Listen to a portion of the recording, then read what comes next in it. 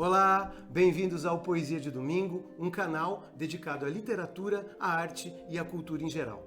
Dando sequência ao nosso projeto inicial de postar todas as escolas literárias que compõem a grade curricular do ensino médio, hoje avançaremos mais um pouco dentro do século XIX. Lembrando que nós já postamos aqui movimentos como o romantismo, que está vinculado à primeira metade do século XIX, veio logo depois o arcadismo do século XVIII. Postamos também, como último vídeo, o realismo naturalismo, que é um movimento artístico-cultural que rola no Brasil e Portugal, mas há algumas diferenças entre esse período português e esse período brasileiro.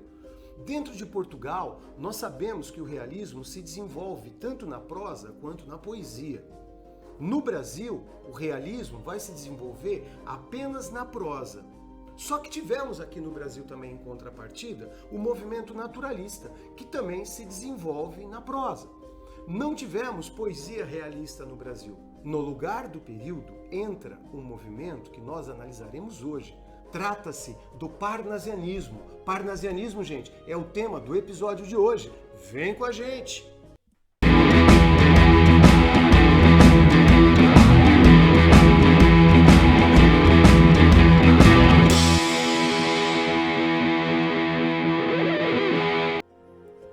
O parnasianismo é um movimento típico do século XIX. E como século XIX, nós já tratamos desse assunto em alguns momentos. Falamos do século XIX, da primeira metade do século XIX, lá no episódio Romantismo. Como também abordamos a segunda metade do século XIX no episódio passado, que é o estudo do realismo-naturalismo, contexto histórico e características. Quando nós abordamos o período que corresponde à poesia parnasiana, o parnasianismo ele tem o seu início na França. Estamos no ano de 1866, quando foi publicada uma antologia poética intitulada Le Parnasse Contemporain.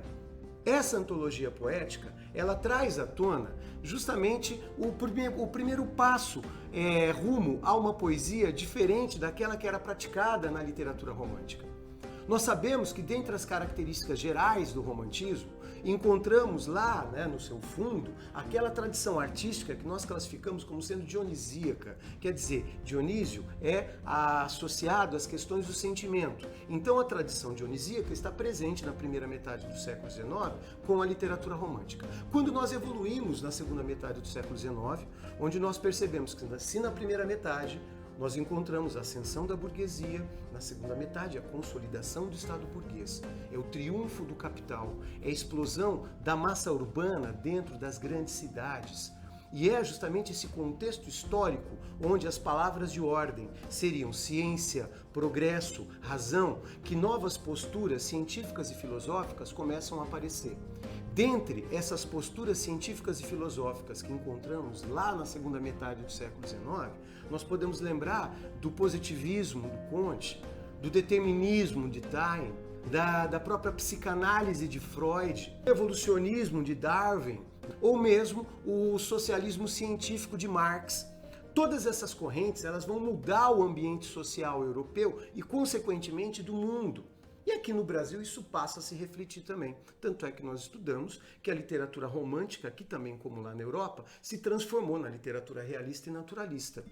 Se na primeira metade do século XIX nós encontramos o predomínio de uma literatura romântica e todos os valores que cercam o romantismo, como a idealização, aquela visão fantasiosa, agora na segunda metade não. Segunda metade nós temos a ciência, segunda metade nós temos um outro saber, e é justamente esse outro saber que vai moldar a tendência da poesia parnasiana. O contexto em que o parnasianismo ocorre no Brasil, porque isso tem que ser dito, parnasianismo nós vamos encontrar tanto no Brasil quanto na França. Agora, no Brasil, nós teremos um período intitulado de época realista. Essa época realista que vocês estão vendo, ela vai ser formada pelo realismo propriamente dito, começa com Memórias Póstumas de Brás Cubas no Brasil, tá? E Memórias Póstumas nós sabemos que é um romance. No mesmo ano, nós encontramos o naturalismo com o Aloysio Azevedo, publicando o livro O Mulato. Então, a literatura realista no Brasil começa com Machado de Assis, com a produção de Memórias Póstumas de Brás Cubas, enquanto o naturalismo se inicia em 1881, também mesmo ano, mas com O Mulato, do Aloysio Azevedo. Então, esses dois autores, eles são fundamentais tanto na prosa realista quanto na prosa naturalista. Sabemos que nós tivemos outros autores. Agora, no Brasil, esse período se chama época realista. Por quê? Porque nós teremos um movimento poético do período. Enquanto em Portugal nós encontramos a poesia realista com Cesário Verde, Antero de Quental, Guerra Junqueiro, junto com a prosa de Eça de Queiroz, nós sabemos que no Brasil não, nós não tivemos movimento poético no período. O nosso principal prosador realista, que foi Machado de Assis, quando fez poesia, ele vai fazer poesia parnasiana. Então, voltando aqui, no Brasil nós tivemos esse período. E o parnasianismo, ele tem essas fontes. Como nós falamos, exemplo, ele nasce na França. Théophile Gautier, um dos teorizadores desse movimento, que ele vai defender aquela linguagem pura, ele vai defender aqueles princípios da perfeição formal da palavra como matéria-prima e objeto. E é justamente daí que vai inclusive nascer, por esse teorizador, aquela famosa teoria, a teoria da arte pela arte. Já quando nós pensamos no parnasianismo também, nós podemos falar de Leconte de Lisle, que vai ser o outro que vai preconizar a objetividade dentro da criação poética. Aquela coisa de uma poesia, gente, que é completamente diferente, porque ela vai trazer, a partir de agora, a racionalidade, ela vai trazer o objeto raro. Assim como podemos falar do Charles Baudelaire. O Baudelaire é uma espécie de coringa, que além de ter essas tendências parnasianas, ele vai ser um dos antecipadores do simbolismo e também do movimento moderno, por assim dizer. Então estamos falando de uma corrente artística que vai ter sua raiz na França e ocorre aqui no Brasil. Tá, chegou aqui no Brasil, mas e daí? Quando que é o início histórico? É no ano de 1882, como eu acabei de mostrar para vocês, com o livro publicado Fanfarras do poeta Teófilo Dias. Então, quando pensamos em Teófilo Dias, ele vai ser o primeiro poeta de formação parnasiana, portanto, a aparecer num livro. Então, repetindo aqui, Fanfarras de Teófilo Dias é o primeiro livro de orientação parnasiana que aparece no Brasil. Daí o início histórico. Mas, como já foi abordado aqui, o contexto histórico no qual o parnasianismo ocorre é o mesmo da segunda metade do século XIX, que foi estudado no realismo naturalismo. O que nós temos que observar, de fato, é o movimento. E quando nós pensamos em parnasianismo, estamos falando de um movimento poético. Não há parnasianismo em prosa. Parnasianismo é um movimento poético. A expressão parnasianismo, ela vem de Parnaso, que nós temos um Monte Parnaso localizado na Grécia, e nesse Monte Parnaso, segundo reza a mitologia, existe a região mítica da Arcádia, onde o deus Pan toma conta das ninfas e dos poetas. É uma das explicações. Mas a origem em parnasianismo já está remontando, portanto, à tradição clássica. Então esse movimento ele vai estar ligado a essa tradição clássica. Já que o parnasianismo é um movimento poético, nós temos que analisar as características.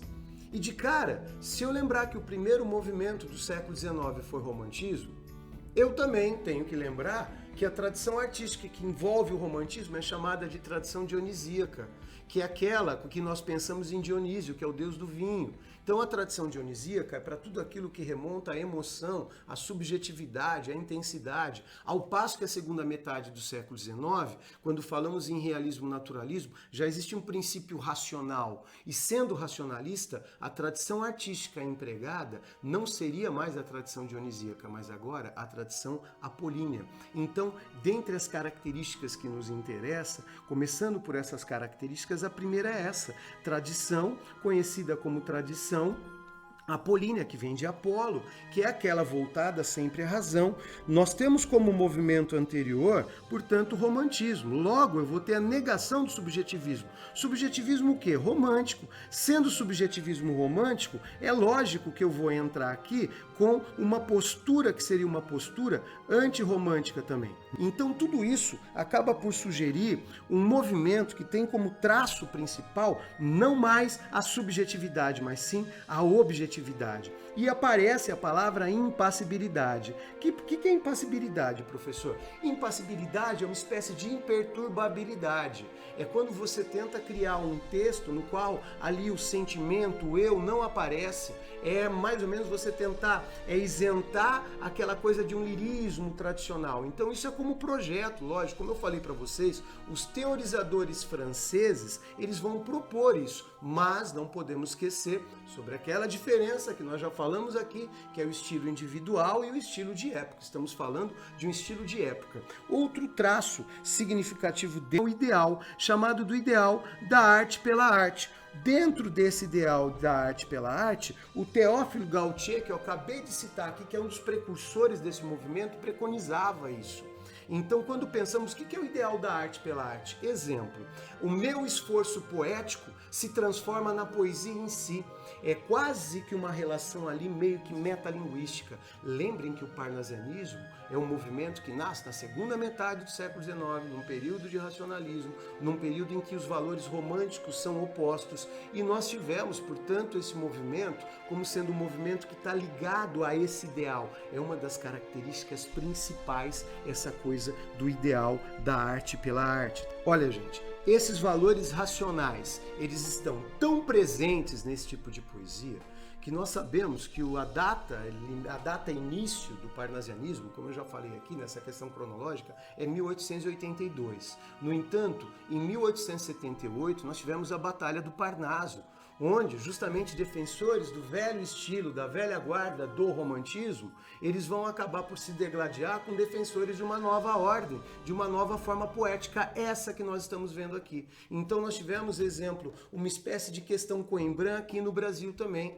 conhecida como Batalha do Parnaso, 1878. Portanto, 4 anos antes do primeiro livro parnasiano aparecer no Brasil. E todos esses ideais, eles eram valorizados. E não paramos por aí. Nós podemos colocar outros traços aqui. Além do ideal da arte pela arte, a questão do rigor formal, chamado de esteticismo. Esteticismo, professor, sim. O parnasianismo é aquele movimento que trabalha métrica, rima, estrofação. Então, ter conhecimento básico de estrutura poética é fundamental nessa altura do campeonato, porque a poesia parnasiana ela vai ser também criada a partir desses pressupostos aqui, que são racionais, diga-se de passagem. Voltamos aqui, outros traços importantes seguindo esse formalismo aqui, é a preferência que ele tem por formas fixas, né? Exemplo disso, o soneto, que é aquele texto formado por 2 quartetos e 2 tercetos, vai ser muito praticado.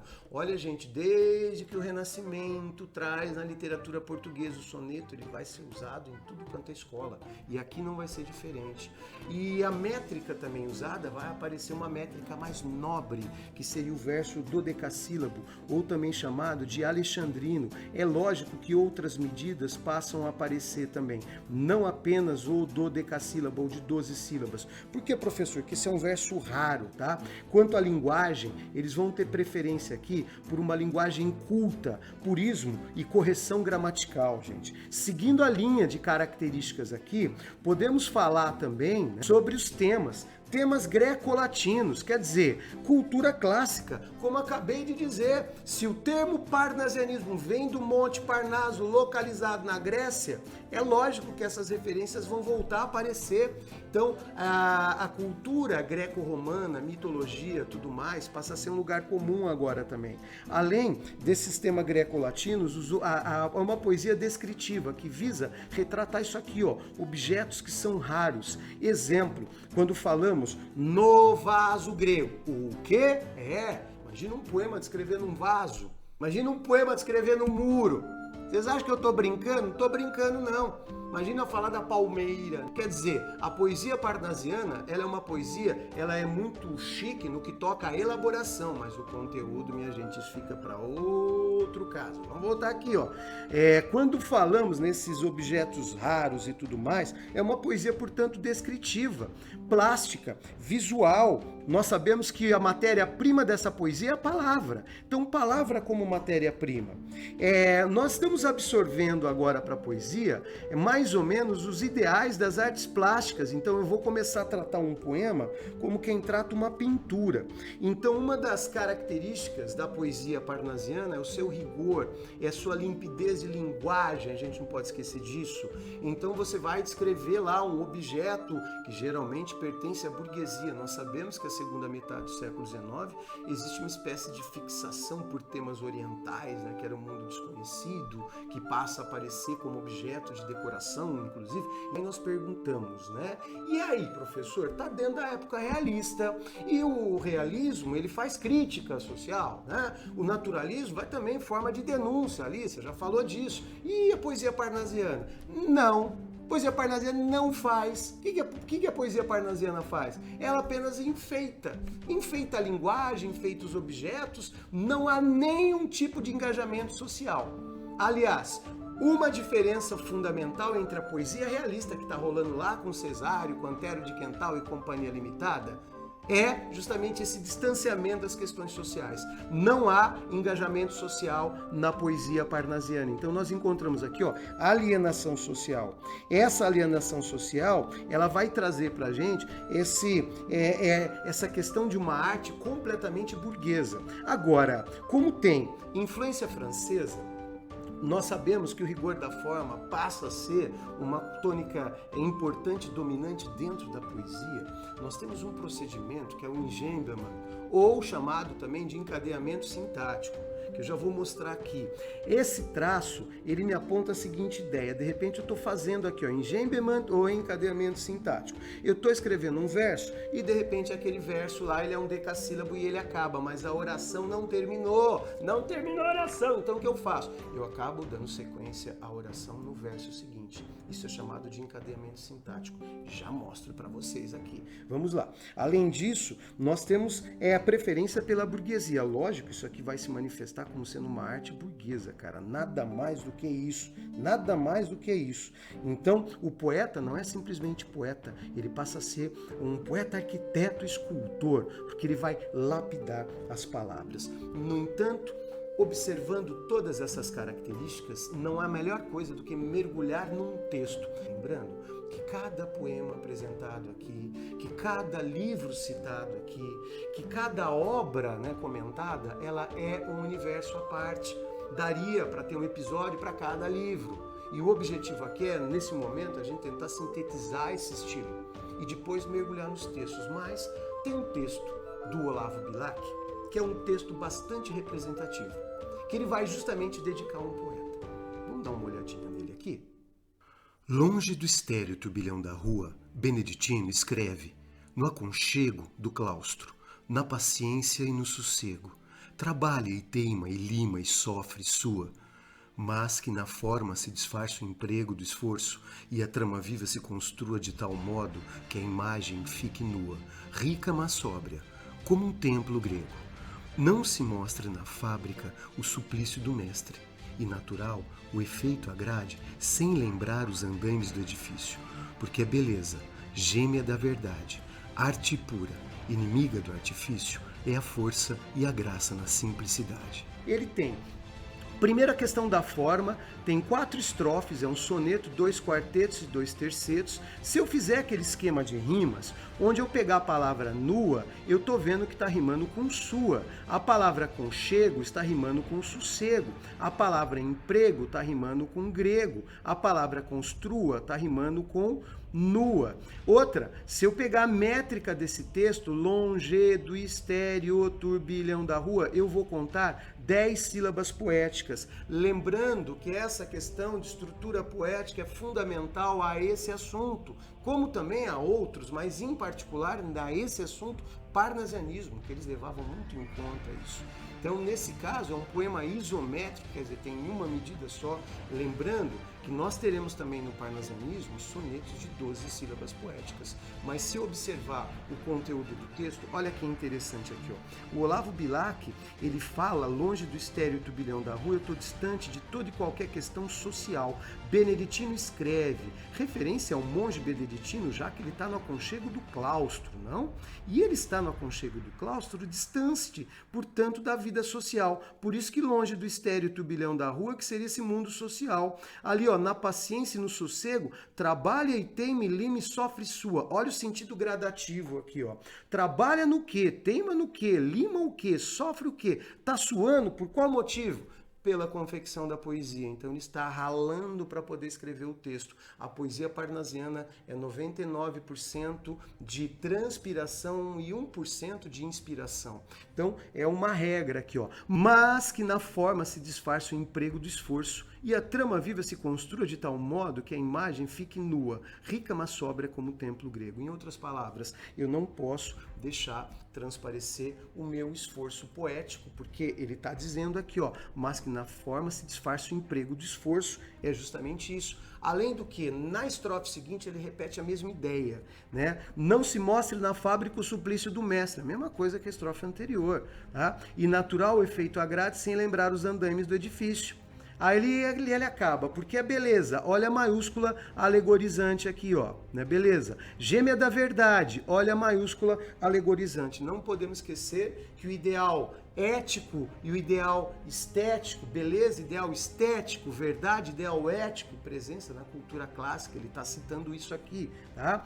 É a arte pura inimiga do artifício, é a força e a graça na simplicidade. Aí ele termina esse soneto com a gente falando essa barbaridade, que a poesia tem que ser simples, só que antes você teve que teimar, teve que ralar, teve que suar, teve que espremer o texto para que ele saísse prontinho. Quer dizer, essa é a essência da poesia parnasiana. Esse é um poema metalinguístico, que fala da própria criação poética.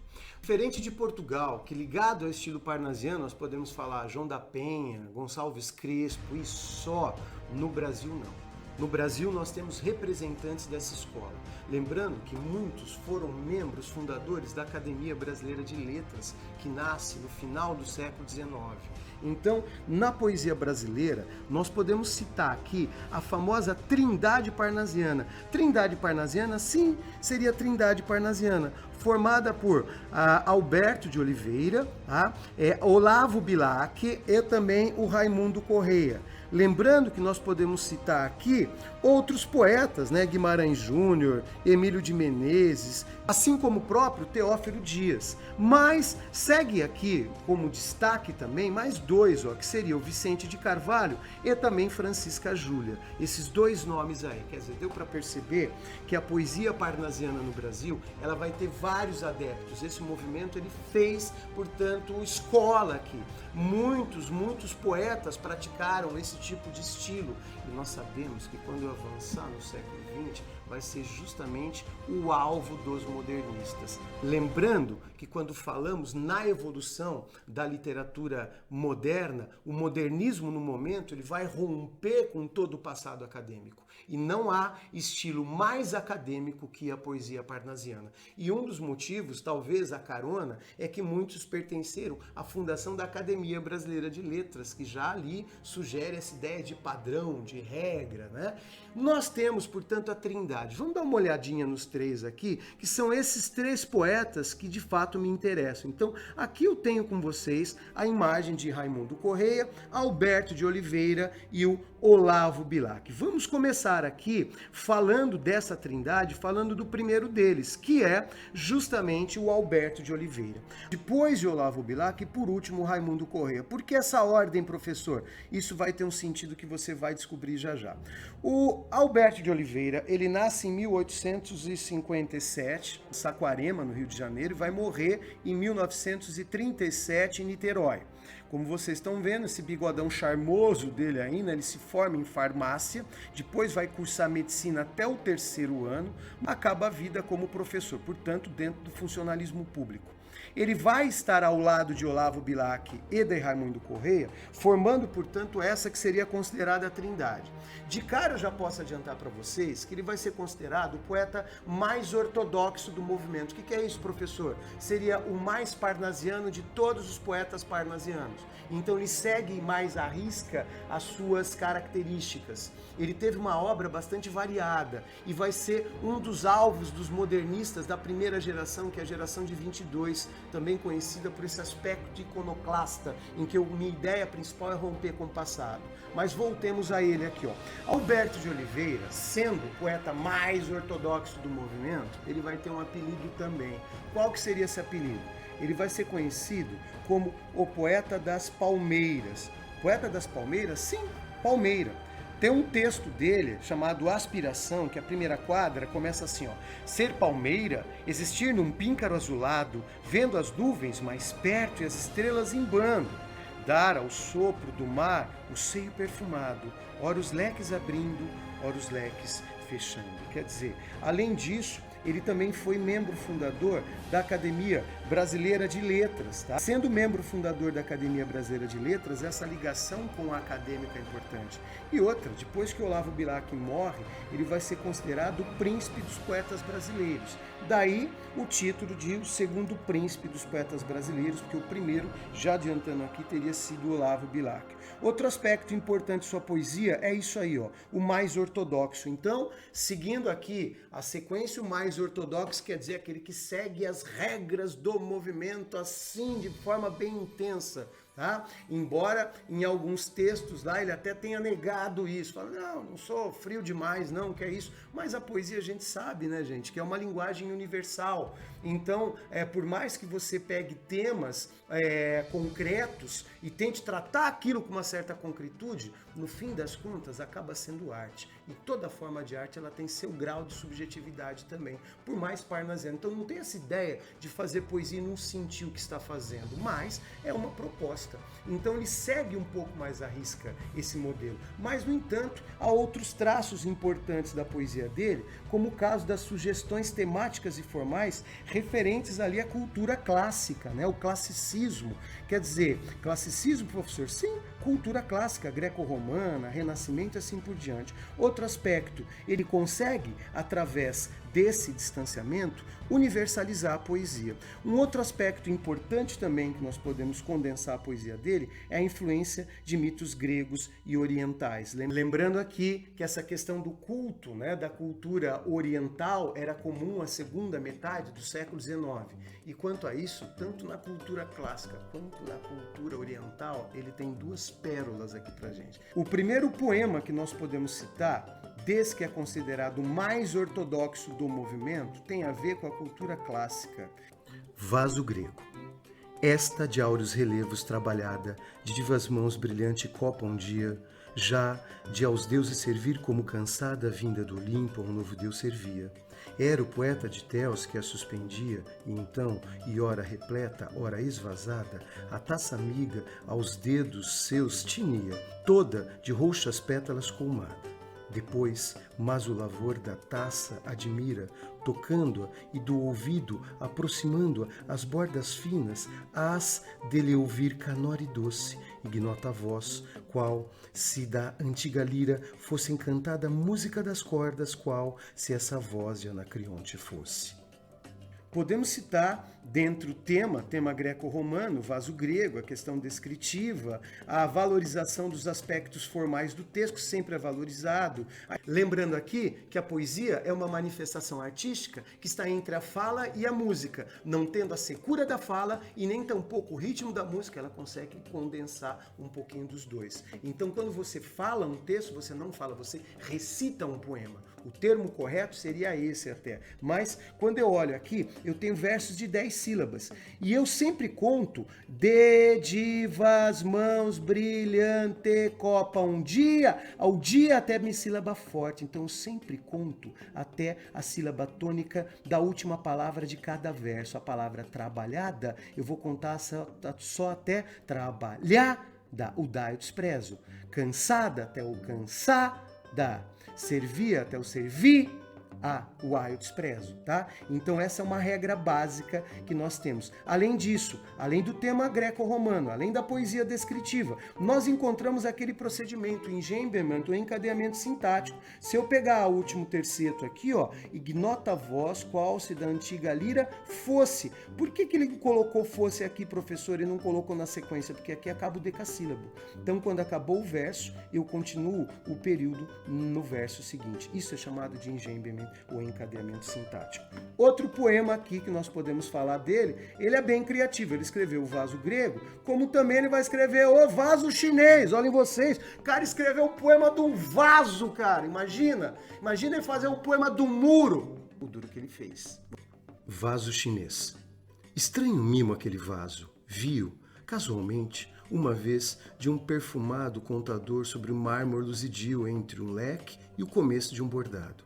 Fino artista chinês enamorado, nele pusera o coração doentio, em rubras flores de um sutil lavrado, na tinta ardente de um calor sombrio.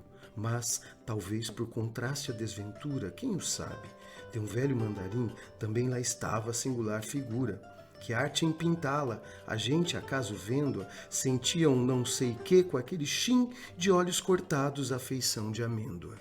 Fala sério, gente. O cara fez um poema descrevendo um vaso grego, agora faz outro falando de um vaso chinês. Fala, então, né? Vocês estão vendo algum apelo social aí? Eu não. Como não tem emoção nenhuma, ele está se distanciando. Cadê o lirismo, aquela coisa do eu? Dentro da concepção parnasiana, como estilo, né, de época, isso é deixado um pouco de lado. Há esse distanciamento do eu. A trindade parnasiana ainda nos traz um segundo nome. Quem que é esse aí? É Olavo Braz Martins dos Guimarães Bilac, ou simplesmente conhecido como Olavo Bilac. Olavo Bilac nasce no ano de 1865 e vai morrer em 1918 no Rio de Janeiro.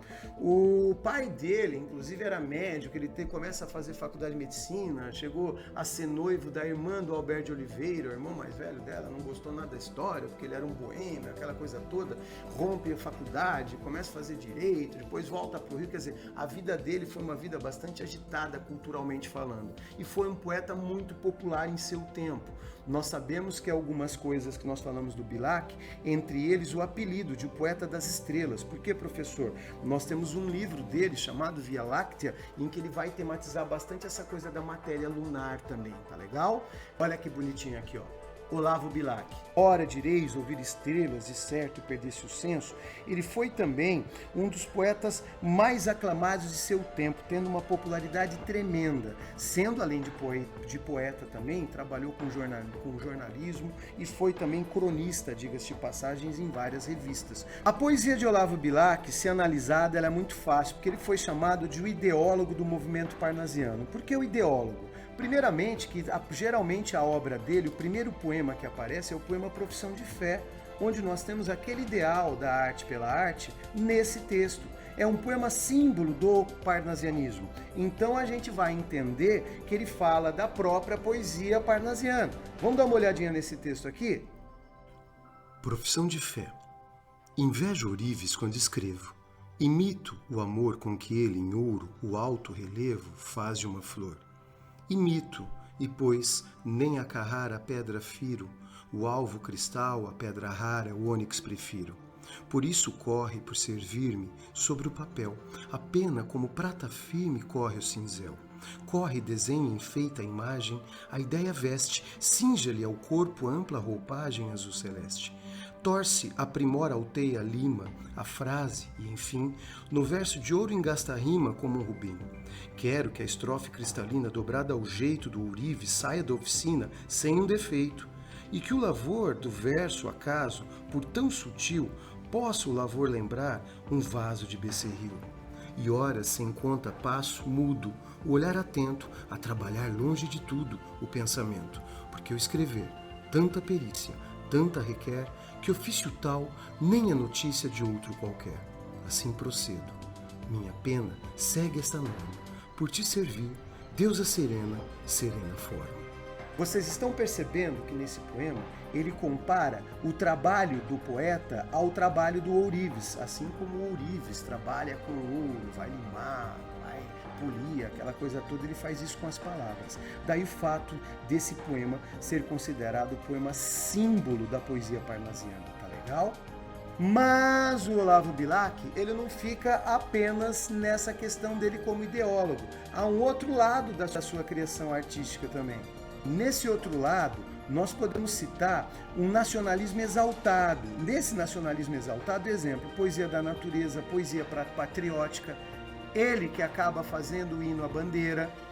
Isso tudo acaba sendo elementos que se misturam com outra estética, a questão do romantismo. Aí quando eu tempero isso com a questão do sentimentalismo, onde nós temos um erotismo retórico e declamatório na sua poesia, em que muitas vezes sustentam o amor idealizado e carnal, né? Uma poesia com uma temperatura muito mais elevada que outros parnasianos. Você fala, mas por que ele é parnasiano? Porque ele tem textos que vão de acordo com a escola. Mas é lógico, existe uma coisa chamada de estudo de época, estudo individual. Eu sei que o Alberto de Oliveira é aquele que melhor sustenta uma ligação mais íntima, mais extremada com o movimento. O Olavo Bilac é a hora que ele vai se destacar, que ele vai se descolar disso. E quando ele se descola, ele acaba caminhando tanto para o aspecto nacionalista quanto para a questão sentimental, são elementos românticos. Lógico, conclusão óbvia. Qual seria, não? Vamos dar uma olhadinha aqui, ó. Eu vou encontrar, no caso dele, ele vai ter, na sua poesia, um rigor parnaso ou parnasiando e uma vocação romântica. Portanto, ele acaba misturando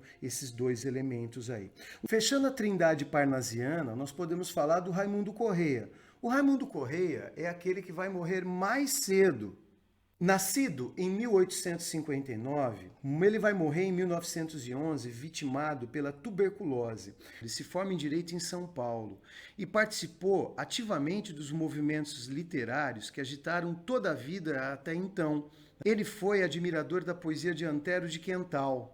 Foi magistrado durante a maior parte de sua vida, exercendo também funções públicas e o magistério, diga-se de passagem, além de ter sido, durante algum tempo, secretário da delegação diplomática em Lisboa. Então daí o contato dele, a admiração que ele teve por Antero de Quental. É um cara tímido, arredio e triste, em função da sua saúde sempre precária, tendo falecido em Paris, onde estava em tratamento. Deixou primeiros sonhos, sinfonias, aleluias e versos e versões. Apelidado de o poeta das pombas, porque tem um poema dele que ele fala: as pombas. Vai-se a primeira pomba despertada, vai-se outra mais outra, enfim dezenas de pombas vão-se dos pombais apenas, raia sanguínea e fresca madrugada. E à tarde, quando a rígida nortada sopra aos pombais de novo elas, serenas, ruflando as asas, sacudindo as penas, voltam todas em bando e em revoada.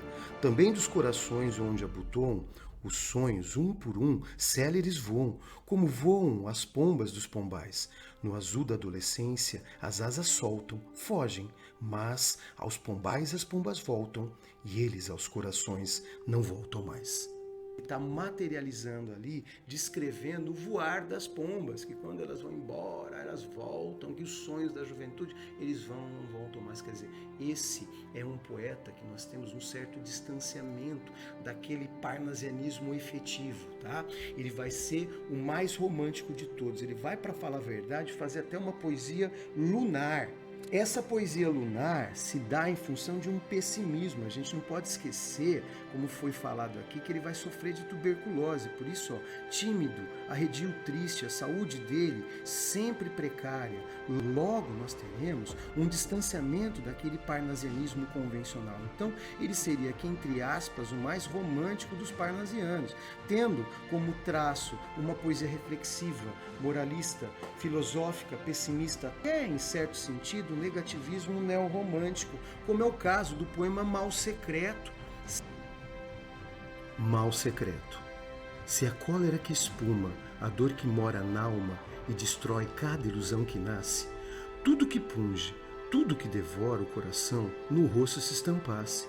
Se pudesse o espírito que chora ver através da máscara da face, quanta gente, talvez que inveja agora, nos causa, então piedade nos causasse. Quanta gente que ri, talvez consigo, guarda um atroz recôndito inimigo, como invisível chaga cancerosa. Quanta gente que ri, talvez existe, cuja ventura única consiste em parecer aos outros venturosa. Você percebe que é uma poesia mais filosofante. O Alberto de Oliveira é o mais ortodoxo. Olavo Bilac é o mais ou menos. E o Raimundo Corrêa seria, portanto, o mais romântico de todos. Então, minha gente, fechando esse episódio sobre a poesia parnasiana, nós aprendemos que é um movimento que tem distanciamento da sociedade, é um movimento que sustenta rigor formal, está na segunda metade do século XIX, vai ser uma poesia acadêmica formalmente tratada, que vai ser, portanto, o alvo dos modernistas de 22. Mas isso é assunto para outros episódios. Bom, pessoal, vou ficando por aqui. No próximo encontro, nós ainda, talvez dentro do século XIX, falando de simbolismo, que é um outro movimento poético também, para depois nós adentrarmos ao século XX, com pré-modernismo, vanguardas europeias e companhia limitada, certo? Pessoal, gostando do episódio, dê um ok só para valorizar o nosso trabalho e gostando ainda mais, se inscreve no canal, porque assim você recebe todas as notificações dos episódios postados, tá legal? Valeu, gente, até mais, valeu, fui!